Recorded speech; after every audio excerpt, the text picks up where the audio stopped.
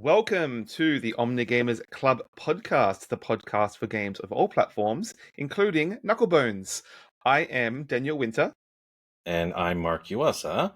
And of course, as you can see on screen, we're happy to be welcomed by AnnaMaria Phelps from Violet Days of Games. Welcome, AnnaMaria. Thank you so much for having me. Of course, it was an absolute pleasure to meet you in person. It wasn't our first time we met, but we got to see you in Bellingham, Washington, which is a lovely town. I like to go just over the Canada-US border. I'm Near partial, Vancouver here. yeah. Yeah, it's a lovely town. And we were joined by a bunch of different designers showcasing their new games. And we're going to be talking about one from your company very soon. So welcome. Yes. Thank you. Mark, obviously you're a bit of an expert on West Coast game production from your days in Test Coast games. We always love supporting local creations. So yeah, it was fun to branch out of the Vancouver and explore some of the rest of the Pacific Northwest design scene. So very cool. Yeah. So AnnaMaria, we know you. I mean, I've known you for a long time. Originally through like Board Game Media. I think it was Girls Game Shelf. You used to be part of. Yeah. And now you've joined the design, not the design, like the publisher, I guess, side of things. And you're helping publish some other cool projects. So why don't you tell us a little bit about what you're working on there? So I did move from media to publishing. Violet Days of Games started about it's almost 2 years now. So wow. But current project I'm super excited about is a little game called Epilogue. This is designed by Emma Larkins. She's done Abandoned All Artichokes and Starry Night Sky and has a couple other projects coming up with Buffalo. But the project that we're doing right now is a storytelling game that she designed a few years ago, and we've kind of revamped and expanded on. And the idea is that you as a group are using word fragments to figure out how you died because you've gotten to the great beyond and you don't know. So despite the theme, though, it's got really super cute art and really amazing design as well. We're really lucky with our artists, and our entire team is amazing. And it's been a really fun ride for me. My last couple of projects were a little bit more solo. So this time I got to work very closely with other people in the community, and it's really amazing. This industry is so fun.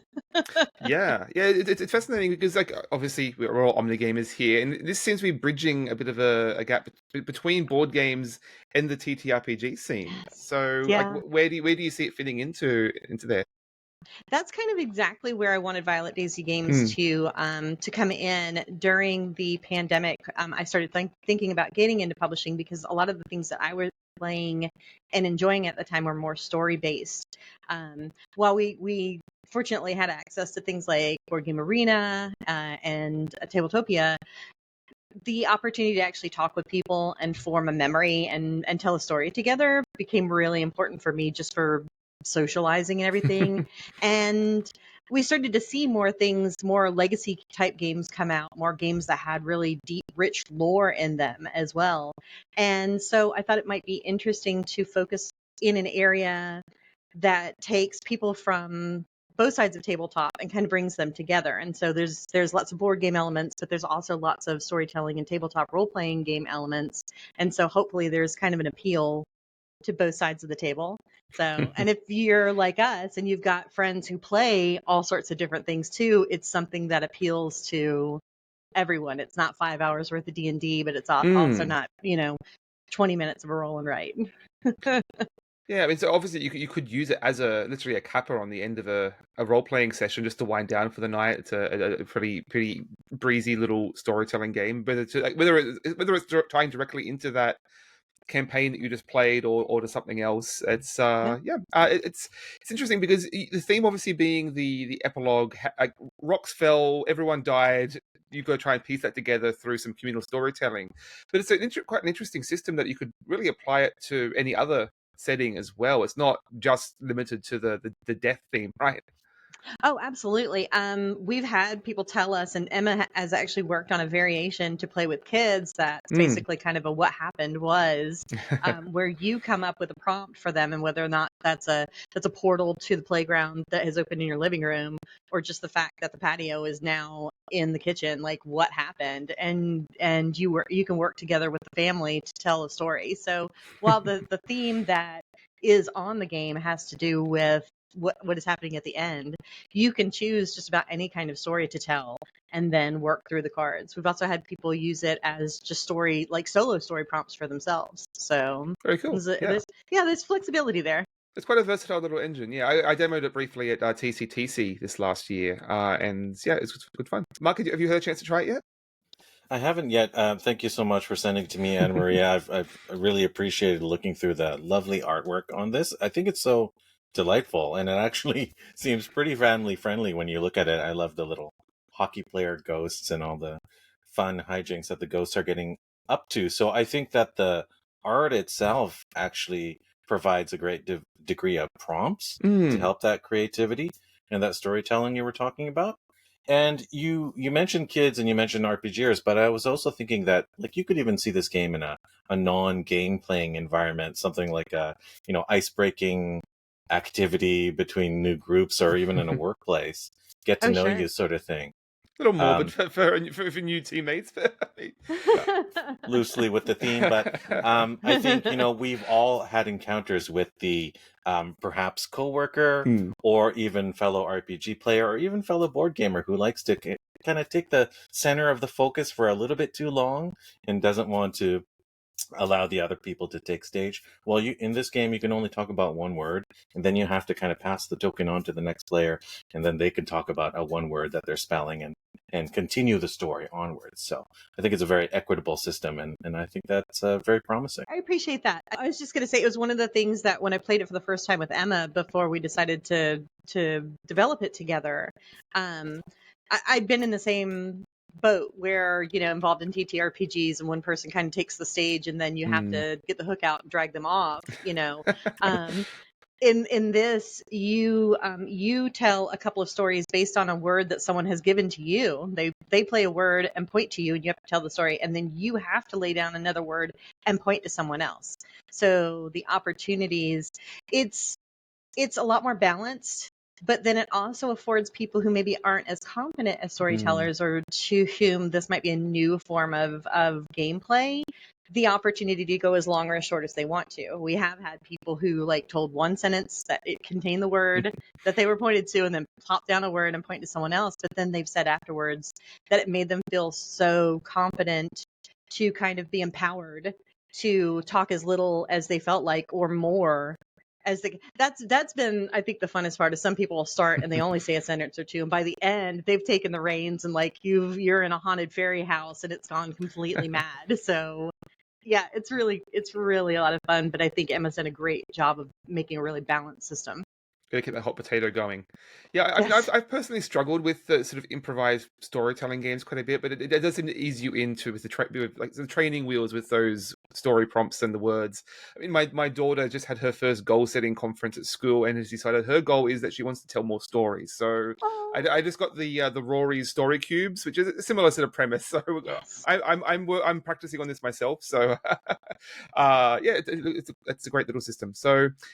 Yeah, that's coming to Kickstarter. I mean, as of this podcast releasing, the Kickstarter should already be live.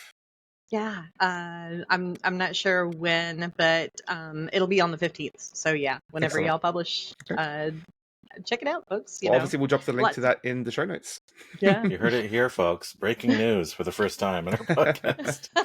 That's so great to hear.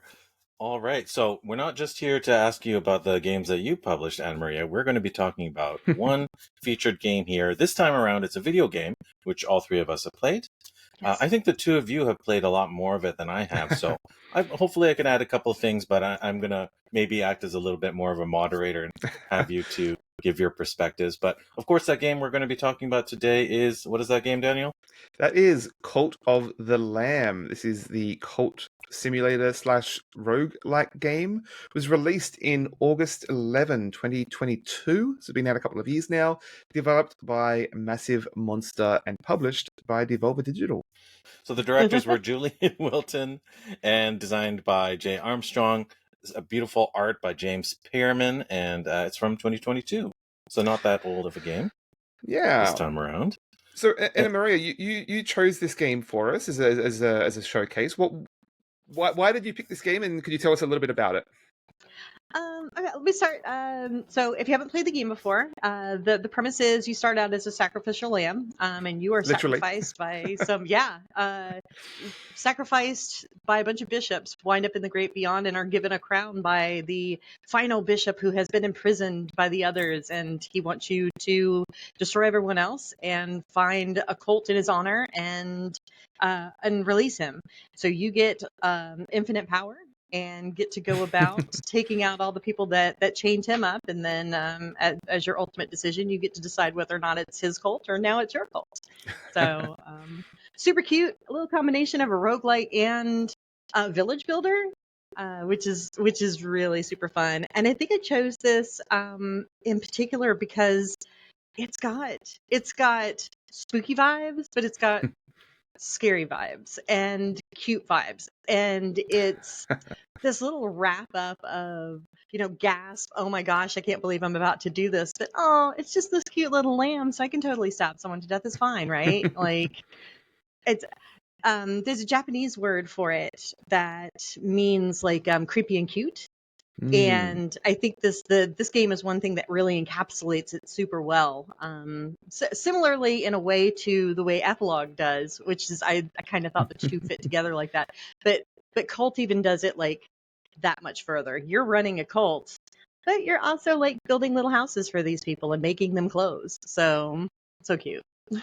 I love the little animated like kind of shivers, because of course the art is all very cartoony and cutesy, like you say. And then the characters, whenever you give them a gift or something, and they're so overflowing with devotion because you've treated them so well, or I don't know, filled them with so much inspiration, that they sort of lift up into the air, and all their devotion comes overflowing out, and then they have these glowing smiles at the end, and it's absolutely delightful, adorable, kind of Sanrio Hello Kitty style territory that we're reaching. I think the word you're thinking about is Kimo Kawaii, which is like kind of gross, icky cute, which is very popular in Japan for all things. But I absolutely agree. This game is delightful, and it really contains multitudes. Yeah, the art style explicitly is quite very, very stylish, cartoony, like 2D art. It looks a little bit like Don't Starve, and it's sort of 2D cutouts moving on a sort of 2.5D plane. But you're talking about those that sort of build up and the overflow of emotion. Like, I think that's the other thing. It's not just the animation itself, but there's this real sense of build up and anticipation for every little thing you're unlocking, every character you're talking to. There's just this explosion of it has a great sense of anticipation and build up, put it that way. I think it plays with that in some interesting ways, and not just the animation, but the graphic design and all the framing around it, because it's not, again, not just that style. There's like, it's a real picture book style, right? It's got real foreground elements and background elements, because a lot of the game is like one scene, basically one screen. And it really plays with the framing in some really beautiful ways, especially some of the, when you go to hell, I guess it is, like you're talking to the god, the one who waits, you're talking to him in some version of hell, and it's like stark white with just these blacks and reds, and it's this incredibly stunning visuals. It reminds me a lot of Mandy, the film, which was also a bit of sort of this weird snuff revenge film about cults, but here you're actually running the cult as well as getting revenge. I really enjoy, like, the presentation. I think is probably the strongest thing about this game. Yeah, great stuff. Yeah, so I can already tell that we're gonna be kind of jumping from this direction to that. But I'm gonna want to rephrase this a little bit, and maybe let's focus on one half of it, because it's really like, it's a duality, right? So maybe, AnnaMaria, can you give us a little bit more on the foundation of, let's say, the roguelike aspects of this game, more the action-y side? Sure. Want to tell us how that plays? So it feels, if you play Diablo or things of that nature, it's got a little top down or side down vibe. You'll pick up weapons along the way, and you'll encounter different rooms as you go along a path to get to each little boss in an area. So you'll enter an area, you'll go through anywhere from 7 to 9 different rooms. It's random configuration every time, much like Diablo. The baddies in each room are also a little bit different, and every run a la most roguelikes, also allow you to build up. So you'll start with kind of a more basic weapon and one basic power, but during your run, you may pick up a weapon here, you may pick up a different power, you may grab some tarot cards that allow you to have a little bit of additional life, and each run allows you to pick up resources to go back and kind of do the other half Right. of the game. So that aspect of the game is a lot of doing what they call crusades, from anywhere from 5 to 10 minutes of going through these rooms and then progressing to another set of rooms that may give you more resources to get to the big bad of that particular stage, which allows you to unlock doors, which will get you to the 4 big bads that you're fighting in the first part of the game. Yeah, the action side of it definitely reminds me of a few key games. So clearly the roguelite aspect is there. Like we talked about on the show, The Binding of Isaac That's the a big little one. while ago. Yeah. It has a tight connection to that with the kind of like the Zelda, like here's one room and then here's the direct room adjacent to it and the direct room above it. For sure has that connection there. And also the kind of the duality between a roguelite and another game genre reminds me a lot of Hades. Yes. Which is another game we covered. In that case, it's roguelite action meets kind of relationship, dating kind of simulator, relationship builder, I guess, for that one. But definitely takes a lot of inspiration from those. And you're absolutely right. Kind of one of them, the action side feeds into the management side very directly. And it's kind of like a toss. Yeah. All right. So Daniel, you want to tell us a little bit more about the management side and give us an overview, and maybe we can kind of jump between how these feed into each as you other. said, you're collecting various resources during those crusades to take back, including literally followers. Some of the bosses that you fight, you're then converting them to your own cult or picking up rescuing others along the way to bring them back, and also gold that you can use to buy more upgrades. So you're taking that back to your cult and building that up.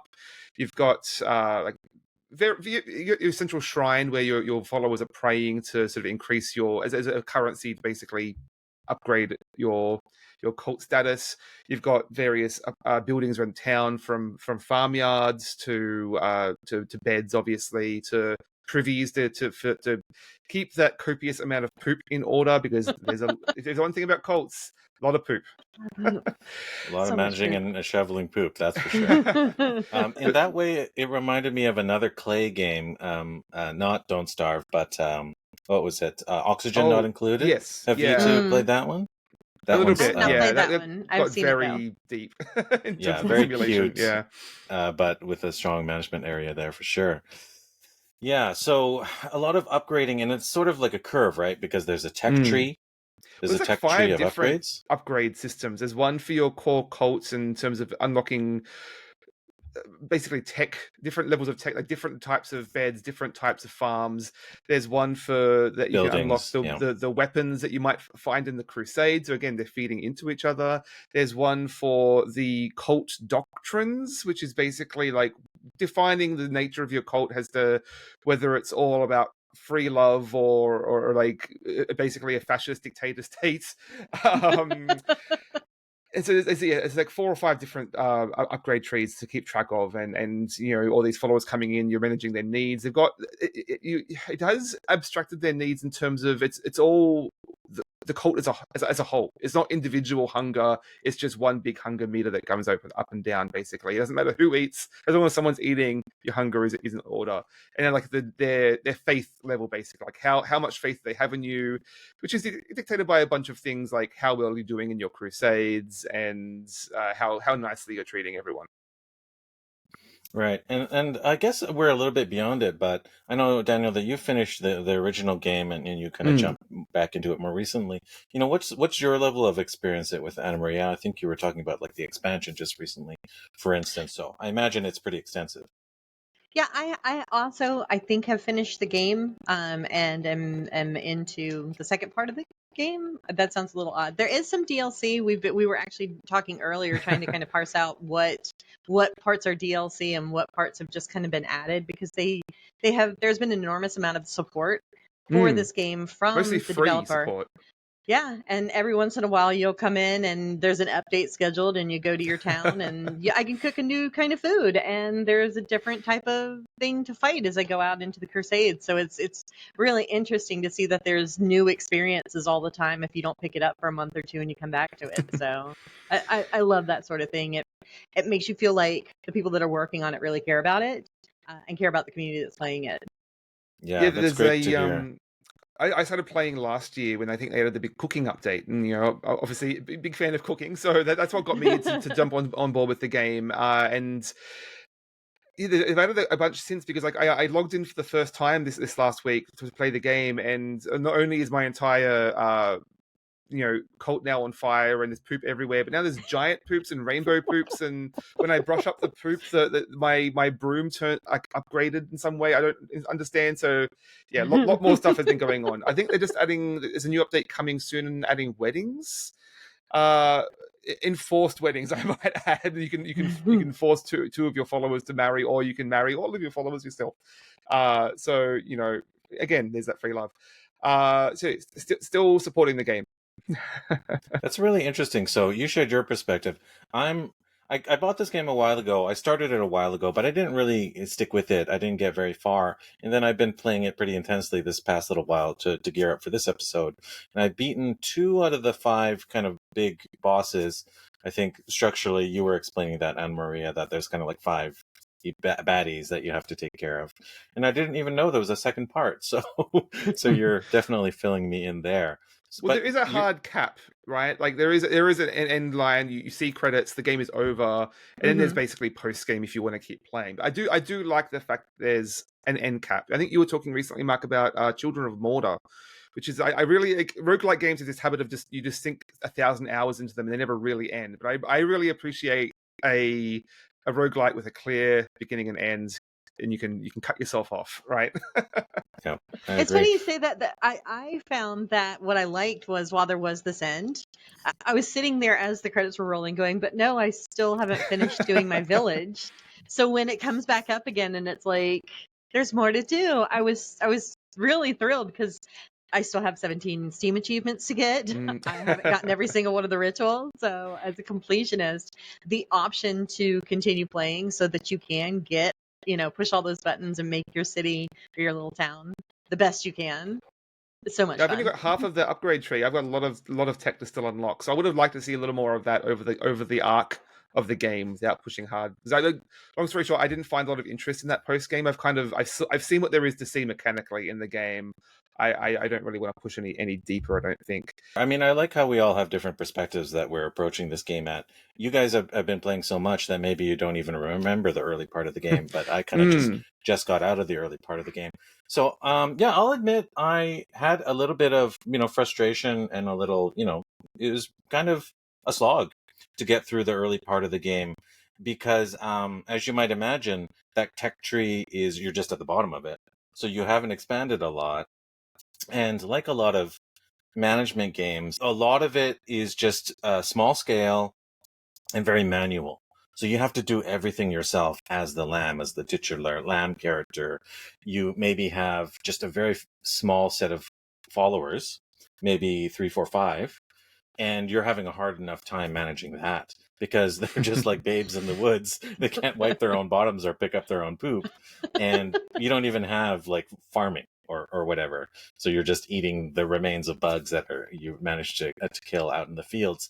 So it feels very meager and very kind of dire and slow and also not very expansive mechanically. So I did manage to stick with it.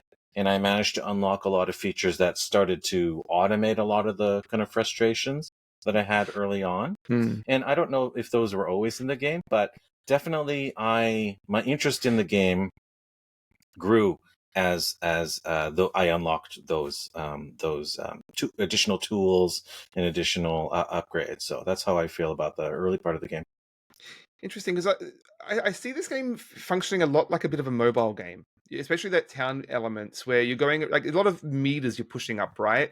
Like you go Mhm. around to each follower and you can bless each follower each day to make their meter go up, and then you go collect the resources at the shrine, and the meters going up and down. You can once a day you can go and pray at the temple to increase your faith there. Confession Again, booth. Yeah. meters going up and down, managing those meters is a big deal, and like waiting each day. Oh, now I can go pray again. And to the extent that once you start upgrading, you can start, as you said, automating. You can give your followers more commands to go and do some of these tasks for you. You can automate the farming system so they'll farm or plant seeds, so that you can build outhouses so they'll poop in the outhouses and take care of itself. But to the extent that all those upgrades is basically automating the game, you're basically getting upgrades to not play the game, right? Or play different areas of the game, Yeah. right? Yeah. What do you think about that, AnnaMaria? Like, do you have one side of the game that you like more? It sounds like you like the management or the village I management. think I like both. Yep. I did find the initial village management a little slow because, as you say, there is a lot to do. You've got to keep your villagers fed. You have to keep them faithful. And early on, there's not a lot going on in town. And so you're the entertainment and you're the providing all the faith. Yeah. So it started out, I thought, gosh, I'm not crusading as much as I'm just playing Stardew Valley because I have to keep farming for these people to eat. But as soon as I started unlocking more things for them to take over that process for me, then there was a lot more balance between. I kind of got in a routine where I would, I'd head back just as they were getting up every morning, and I'd come back from the crusade and drop all my stuff off and bless everybody really quick and, check all my boxes. And then, all right, y'all finish out the day and I'm going to go crusade for us again. And I leave and they're about to go to bed. Yeah. It was just, it was No like, rest oh, this for is the my wicked. job now. Right. Yeah. Literally. Yeah, and I think that's the flow, right? That's the cycle, that's the game loop, and it's really compelling.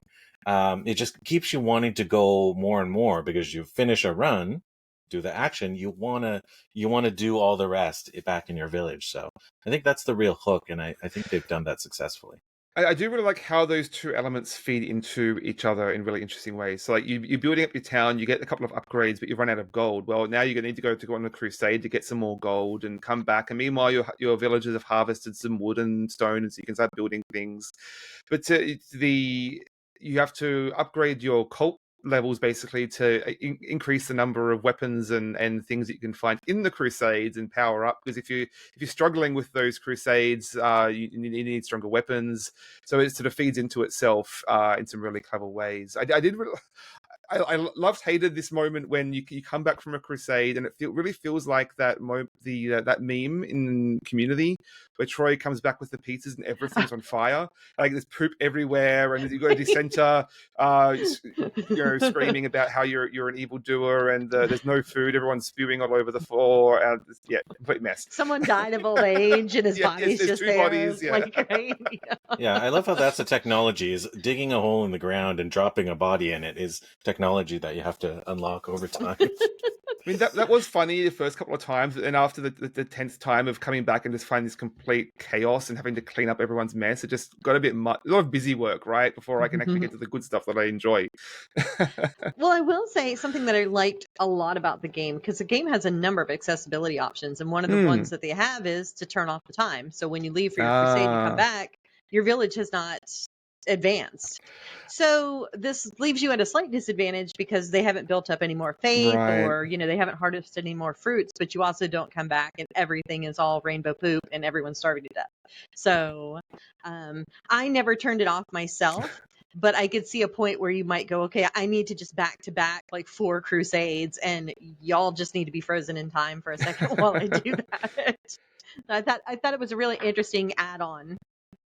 Interesting. I hadn't noticed that because I really felt that the time was just progressing too fast. You go out in the crusade and you can see the clock ticking by, but you have no access to like see your followers' food level or their faith level and know how bad are things back home, which is a nice thematic touch, and you're not in touch with them, right? But at some point mechanically, I need to know, can I afford to stay one more level, or do I need to head back early and clean this shit up?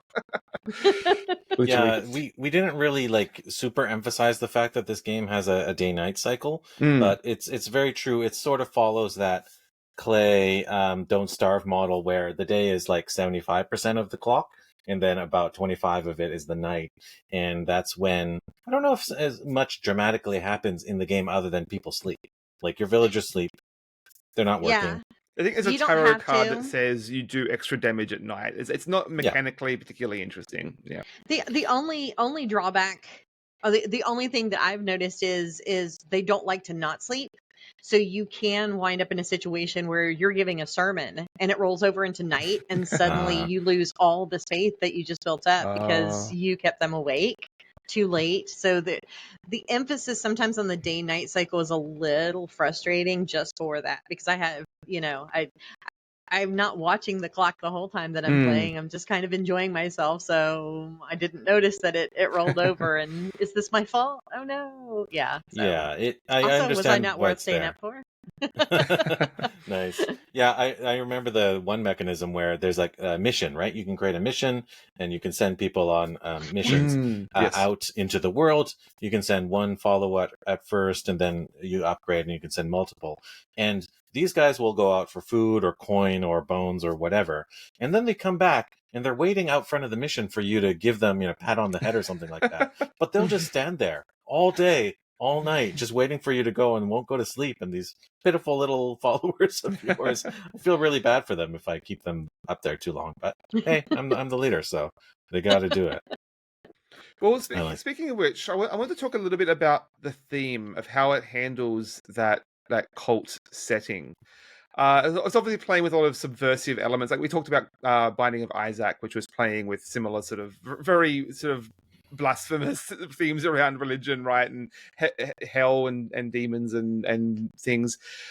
I've struggled a little bit with this though, in terms of like Binding of Isaac was very abstracted, like just vague sense of you're fighting the devil, whereas here it's all very targeted onto particular people and your followers. And I struggled a little bit with basically there's two paths, right? You can be super super murdery and be sacrificing your followers to boost the power of your cult and really exploiting them and literally feeding followers to other followers. Or you can take the more benevolent path and like look after them and make sure they're well fed and have good beds. But even that I still found really emotionally manipulative. Like I really found the binary ultimately came down to, are you physically exploiting them or psychologically exploiting them? Because the framing of like you're the one who waits, he's like, just use them for everything you can, like they're your pawns, like it's just the means to an end, exploit them. And I really struggled to internalize that. I didn't love hurting my followers. I actively avoided. I'm on a no sacrifice. I have not sacrificed a single follower yet. I don't know if that is to my advantage or disadvantage at this point. I have tried to choose all of my rituals and devotions are based on the better choice. I feel like some choices is clearly, okay, this is pretty good, this is very benevolent, and this is evil. And sometimes you really are kind of just going, okay, which one is better-ish than the other? There's a lot of times where you're having to choose the, well, at least I'm not grinding them into the dirt kind of choice. And I don't necessarily love that. I do think that, especially when it comes down to doing the rituals, you can kind of pick and choose the good ones and not necessarily do the bad. I do a lot of feasts. I do a lot of alms to the poor. I don't do any sacrifices. I've only married one of my followers and not all of them. I mean, which is fine if that's what you're into, but your followers will lose faith in the game if you marry more than one. So I was like, I don't want anybody to lose faith. So I'm trying very hard to do that. But at some point the game will start kind of prodding you into, hey, you took a crown of evil from an evil god. You're not the good guy. And it's a little interesting when you reach that point and you're kind of like, oh, but I'm this cute little lamb, right? But you're the leader of a cult. You're not really. It does feel like it pulls its punches a little bit in not really having much explicit commentary on what it was really like to run a cult. Like I said, these followers, they don't have their own wants or desires. They're all there. They're just desperate to please you, and like forced conversion from like you're literally taking the followers from other cults of the bishops and force converting them into yours, and they're suddenly compelled to just love the lamb, right? And yeah, I just couldn't really reconcile that personally, and partly because they are very cute followers. I'll give them that, but they don't really have a lot of identity. They don't have their own wants or needs. I mean, occasionally they'll come to you with a quest like, I'd really love to eat poop. Please let me eat poop. And boy, does the game let you do that. Yeah. Yeah. But beyond that, they don't like because they die and they cycle through pretty fast. And once you've got 20 or 30 followers, it really felt hard to differentiate them. They're just a mass of servants to do your bidding, basically. I res mine a lot, and I also name them individually, so Okay. I remember them all. I haven't started a numbering scheme yet, but we may get there. Early on in the game, I felt like quite attached to my followers because you start with just a very few, and you're trying to like keep them going, keep them alive, keep them as happy as possible because you're sort of the fearless leader, I suppose, if you want to fulfill that role. But eventually, I realized that as the days proceed, your characters actually age, and they will die. Like it's just a matter of course. If you have a successful cult that's flourishing, they will still die. So the one way I found around this was to ascend them. So one of the rituals that you can perform is to ascend a follower to a higher plane.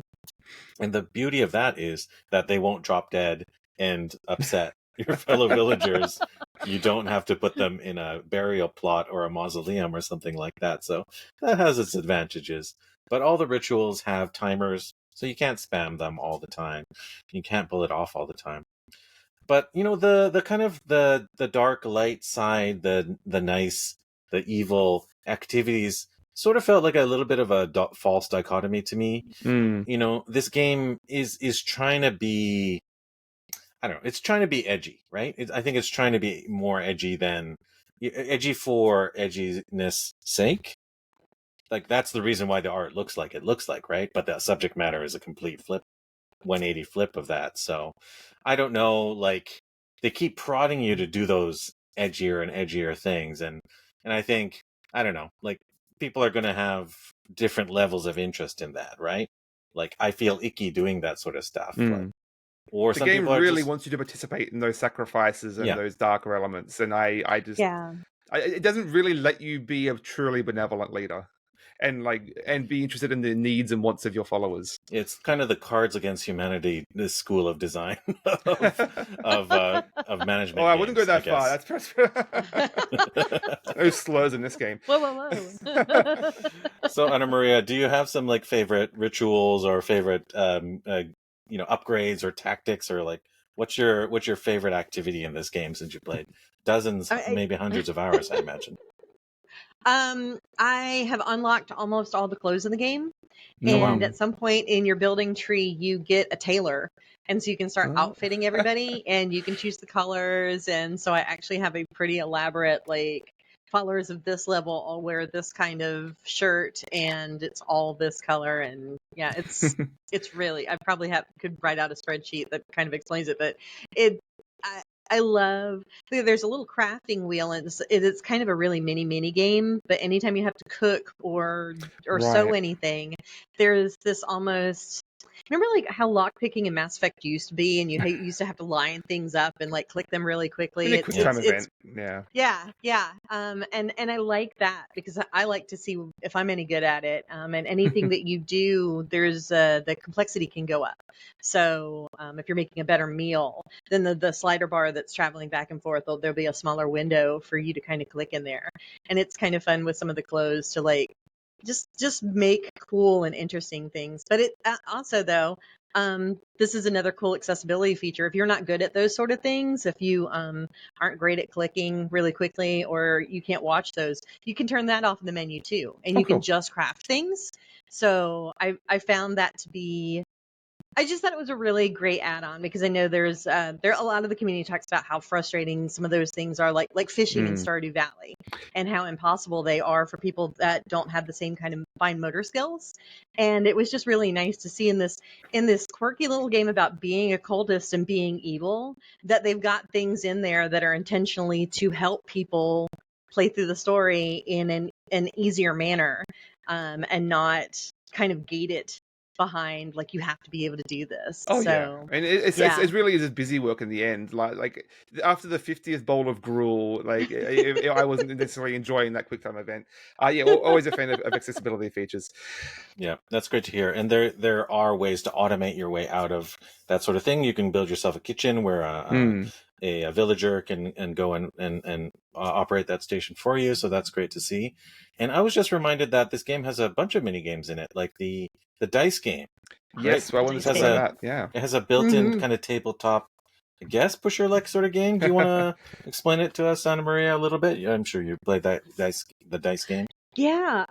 You're I can't remember what the game is called in game. Knucklebones. Knucklebones, that's right. There you go. That was a And reference. you are rolling dice versus someone else in the game, and it starts with like an easy opponent, and it continues to level up, but you roll a dice and put it into a column that is opposing your opponent's column, and if you match their dice you'll take theirs away, but what you're trying to do is get higher scores in the columns, and depending on whether or not you match dice in the column they'll then multiply.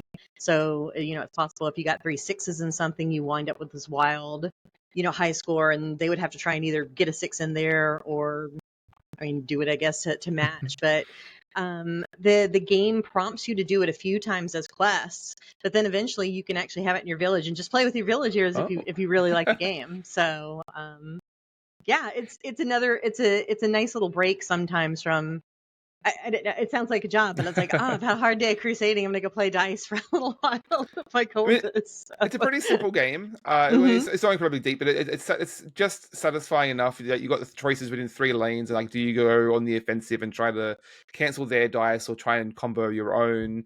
And it's not a game that it forces you to play a lot of. So it just as a little break in between crusades, it's a nice wind down. Yeah, it's we have this sort of like repeated feature, I guess, in this podcast of ours, that there's a bunch of video games out there in the world, and most of them have a little mini game in them. Like The Witcher has the Gwent card game and things like that. And one of these days, we're going to have a mini game of the year episode where we just review the one in within a Flintlock. game. I don't even remember that one. Sebo, Yeah. that was it. Sebo. Yeah, and some games, my bar of success, and you would be a better judge of this since you're a game publisher, but if it's a good mini game, it's a game I could see people playing out in the world, And I think, I would agree with that. Yeah. I think you could play this game in the real world. It's a little simplistic, but you could actually play it because there's like some risk reward there. But a lot of the mini games in other video games are just kind of like puzzles that humans wouldn't really play against each other, right? Yeah, I think of like the little bit pushy one in like Dragon Age, which is fun in Dragon Age, but I can't imagine like actually doing that. But I could see sitting around with some dice and just kind of, I rolled better this time. So well, again, this is one of those games that's relatively simple, but the moment you add stakes, suddenly it's completely riveting. There you go. We're going to be betting. We're going to be betting on Knucklebone at the next betting on who gets TCTC. sacrificed. Ooh. Nice. All right, Daniel, I'm going to turn it to you and ask you about what's your favorite upgrade. What's your favorite technique in the game? What's your gameplay style?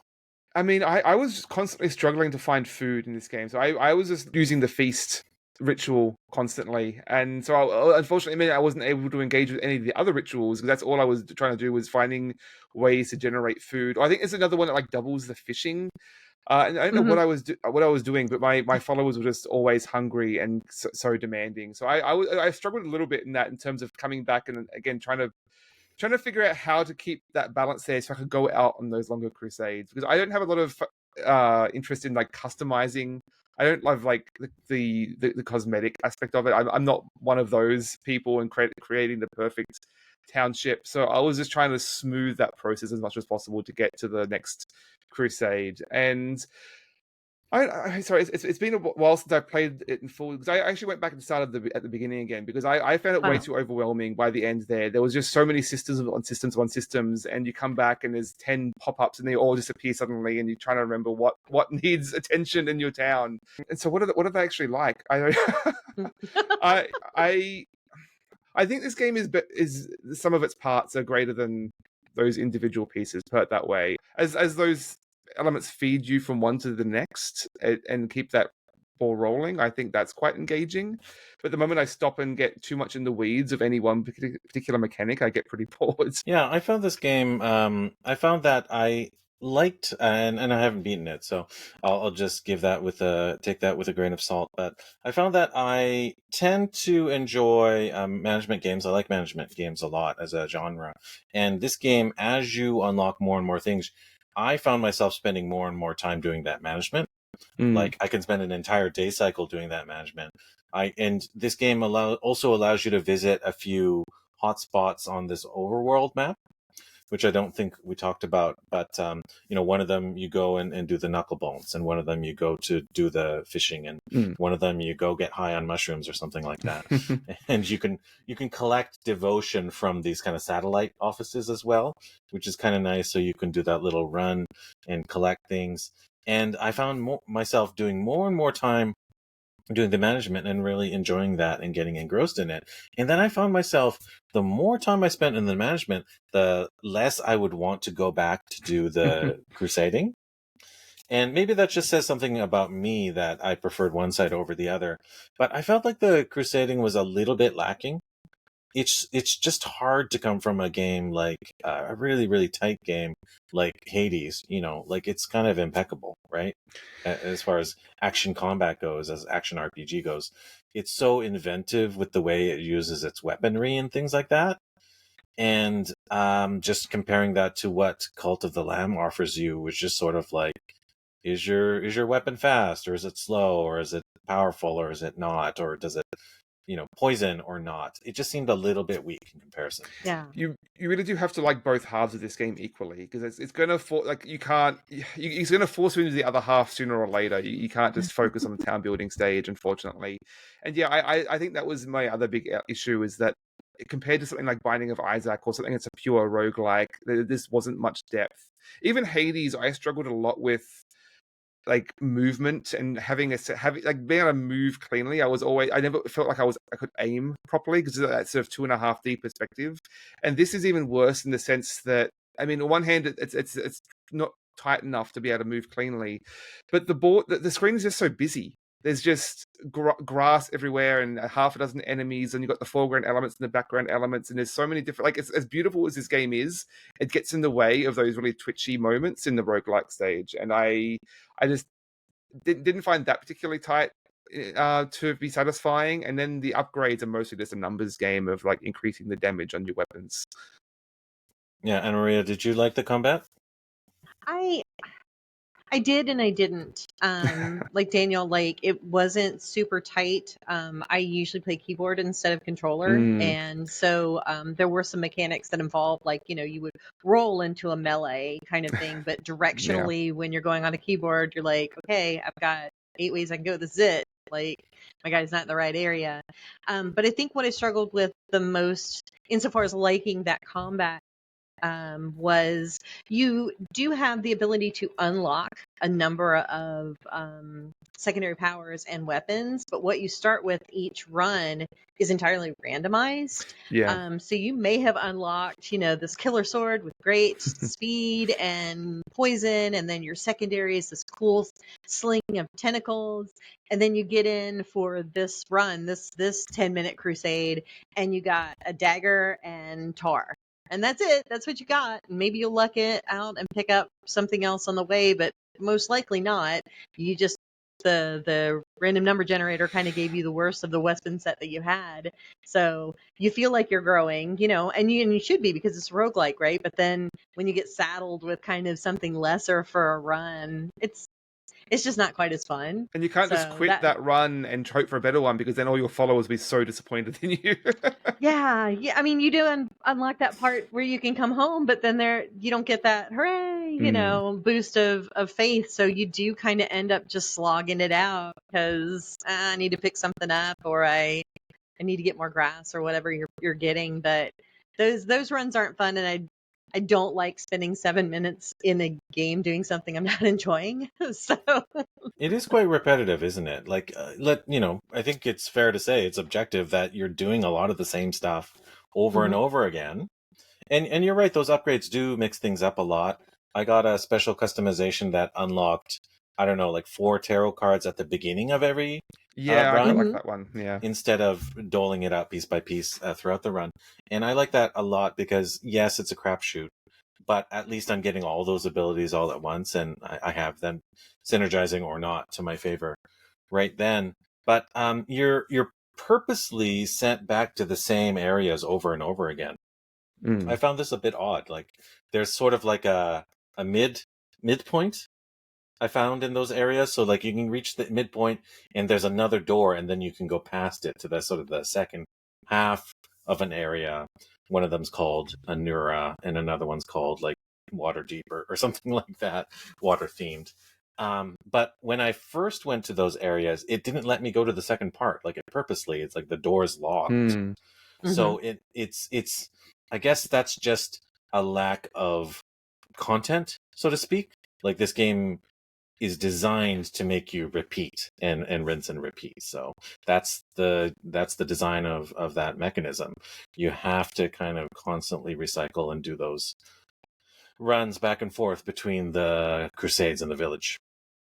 yeah, which just feels strange because, like you said, some parts are locked, so that feels very linear. Like, it's telling you have to start with this area and then go to this area and then go to this area. But then it's like, but you'll have to repeat this area like 8 times at least. So, You're kind of like Sisyphus, you have to keep rolling that ball up that hill. You're putting in the penance or whatever, because I don't know, greater gods are watching, I suppose. Maybe it's something philosophical like that.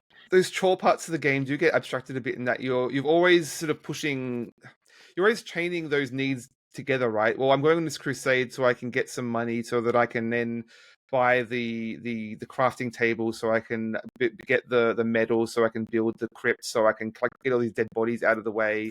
And so you never stop to think, well, I'm not necessarily enjoying this now, but it's going to give me the thing that I want to get to the good stuff that lets me stop playing the annoying parts of the game. And then I know personally, I just found it like I was just pushing the misery that one step further back, and you get lost in the busy work and all those there's lots of little dopamine hits here, right? Like, it just I can push up this meter, I can do this thing, but am I actually enjoying any of those things? I don't know.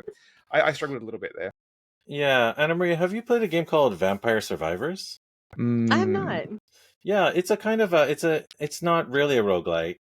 I mean, it is, as in you go on a run and you can complete it or die.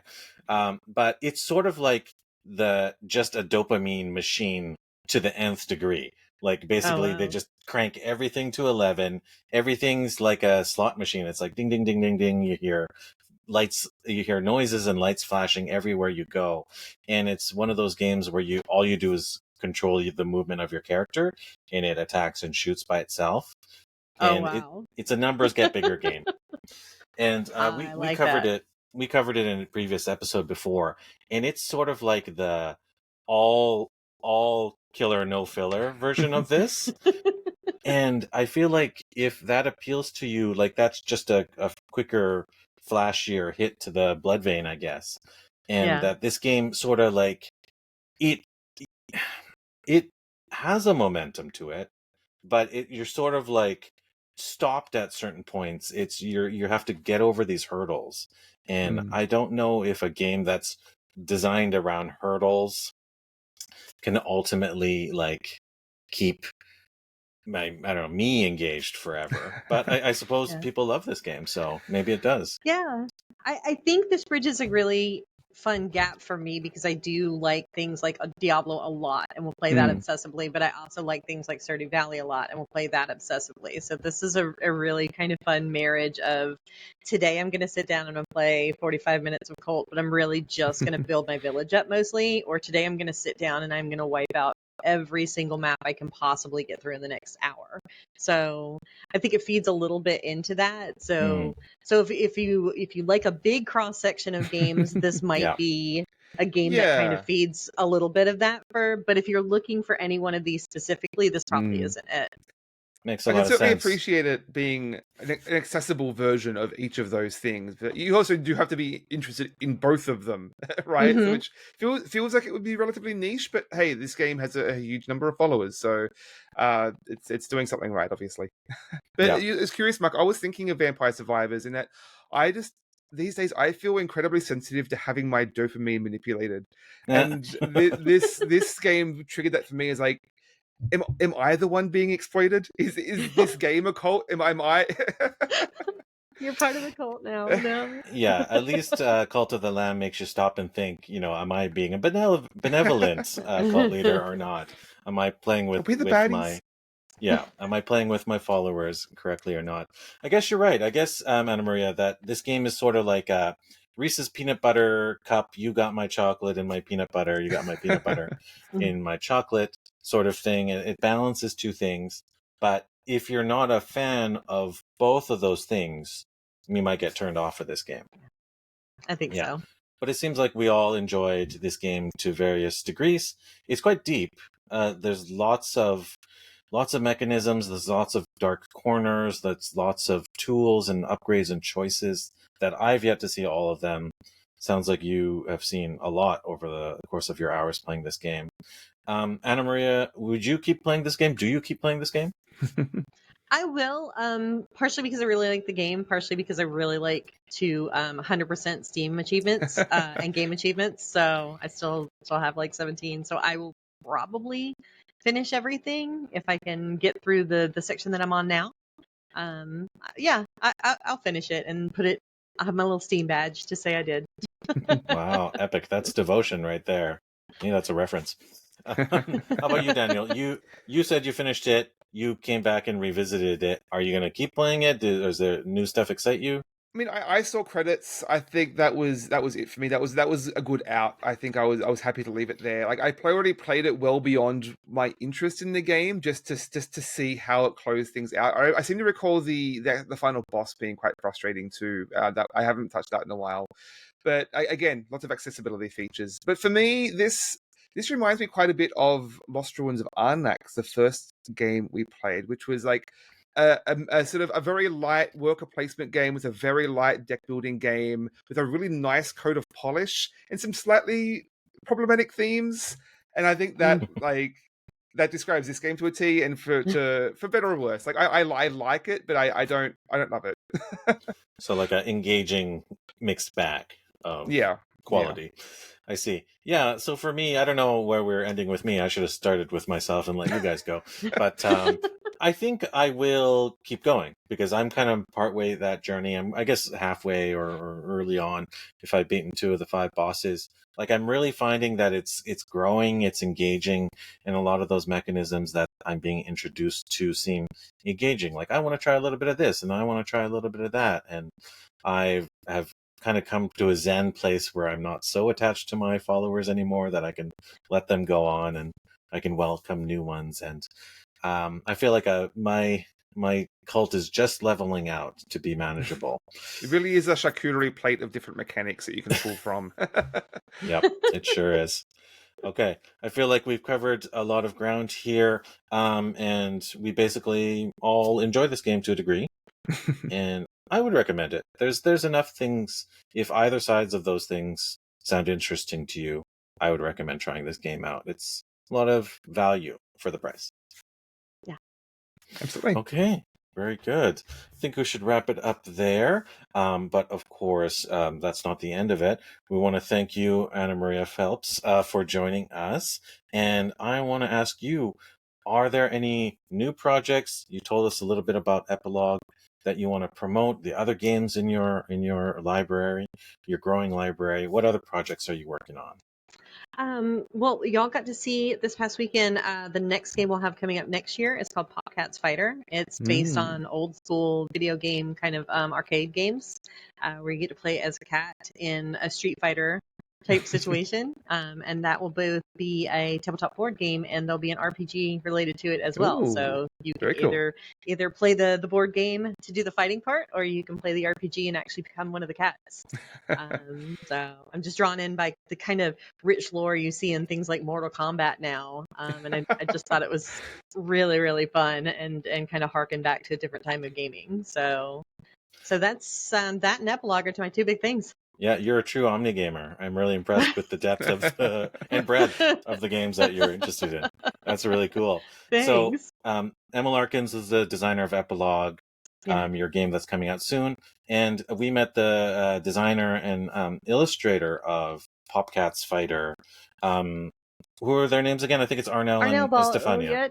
And Estefania Rodriguez are the artist and the graphic designer of the game. So, and they have done, Arnel is actually pretty much responsible for the Ghosties entirely. That was 2 or 3 conversations, and he just popped up with this just amazing kind of vibe. And in addition to the Ghosties, all the different imagery on the cards, and Estefania came up with kind of the way that it's got a mid-century mod kind of vibe as well. Like they've been, I really mean it when I say working with this team has been an absolute dream, because the creativity that bounces around when we start talking about development, we could probably keep working on this for 5 or 6 years and just keep adding bits and pieces to it. But it's at a really gorgeous point right now. So they're amazing. Check out all the work. You can find both Steph and Arnel at the Ninja Bot on Instagram and Twitter and really I think everywhere. And Emma's the same, Emma Larkins, and I think they're all on Blue Sky as well. Awesome. Excellent. Thank you so much. We'll drop those links in the show notes. We were talking to Arnel yesterday about so we were comparing strategies in Another Crab's Treasure, another one of the previous games that we've covered. So another omnigamer there. Great, some great people you're working with. Absolutely. I'm very fortunate, yes. That's so great. All right, Daniel, we should talk about the next game we're covering for which we haven't decided on yet. Oh my God, it's so embarrassing. All right, I have a suggestion for you, and we can cut this if it doesn't work for you.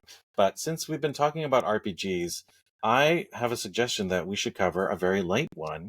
And don't worry, we don't need a lot of background, but there's a really light single-page RPG that's out there called Lasers and Feelings. AnnaMaria, have you heard of this game? I have not, but I love one-page RPGs. Yeah, it's kind of a cool game. It's sci-fi themed, as you might think, might imagine, and it's by the designer of Blades in the Dark, John Harper, I think is his name, and it's just literally one page. There's like 2 stats, and it's just kind of pick up and go, very improvisational. I think we might be able to get a session or 2 of that in before next time. So if you're willing to run it, I'm willing to play it. I'm willing to run it, so we just have to find some players. Excellent. Of course, you're invited, AnnaMaria, if you want to join, but we might do it in person. All right. So cool. Well, that's our first surprise game decision. I guess it helps to choose these things in advance. So that takes us to the end. I want to thank you again, AnnaMaria. That was so much fun talking with you and hearing about thank y'all so much. Yeah. Love talking about games. Love talking with y'all. So it was a great combo. Great. Well, I hope you'll join us again in the future, or just give us a heads up when your next game is out there, and we'll be happy to share that info with our listeners. I will. And if you want to join the club, if you have any questions or comments for us or for AnnaMaria, you can contact us at omnigamersclub@gmail.com or on our website, omnigamers.club. Right. And you can follow OmniGamers Club on YouTube if you haven't checked that out yet. We put episodes out about once a week. And if you're watching on YouTube, go catch us on a podcatcher of your choosing. So once again, final thank you to our guest, AnnaMaria Phelps. Thank you. Thank you. From Violet Daisy Games. Go check out their games coming out, like Epilogue, coming out soon, or available now on Kickstarter. Go check out the Kickstarter right now. Link in the episode notes. And until next time, I hope you all have a balanced diet of gaming. Thanks, everyone. Goodbye. Bye.